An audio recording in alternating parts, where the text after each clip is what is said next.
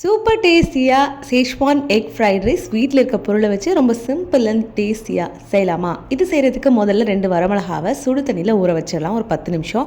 அடுத்தது மிக்சி ஜாரில் 1 டீஸ்பூன் மிளகு, 1 டீஸ்பூன் சீரகம், 1 டீஸ்பூன் இஞ்சி பூண்டு விழுது, ஊற வச்சுருந்த வரமிளகா, கொஞ்சமாக சர்க்கரை சேர்த்து கொஞ்சம் தண்ணி விட்டு நல்ல மைய அரைச்சி கொண்டு வந்துடலாம். இது அப்படியே இருக்கட்டும். அடுத்தது ஒரு கடாயில் 1 டேபிள் ஸ்பூன் எண்ணெய் சேர்த்துட்டு இப்போ இதில் 2 முட்டையை உடச்சி சேர்த்துக்கலாம். இந்த ரைஸ் வந்து 2 பேருக்கான அளவு. இப்போ இந்த முட்டைக்கு தேவையான அளவு உப்பு சேர்த்து நல்லா இந்த மாதிரி ஸ்க்ராம்பிள் பண்ணி குட்டி குட்டியாக எவ்வளோ சின்னதாக நம்ம பண்ண முடியுமோ பண்ணி எடுத்து தனியாக வச்சுக்கலாம்.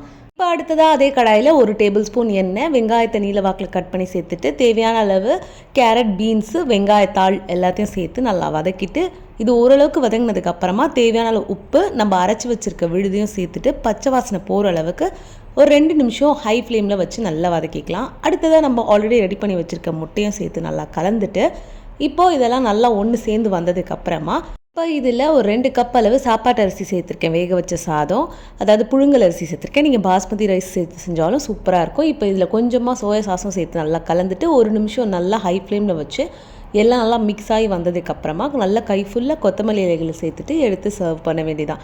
ரொம்ப டேஸ்டியாக இருக்கும். அப்படியே கடைகளில் சாப்பிட்ற டேஸ்ட்டில் இருக்கும். நீங்கள் பாஸ்மதி ரைஸ் வச்சு பண்ணிங்கன்னா இன்னமும் அல்டிமேட்டாக இருக்கும். கண்டிப்பாக ட்ரை பண்ணி பாருங்கள்.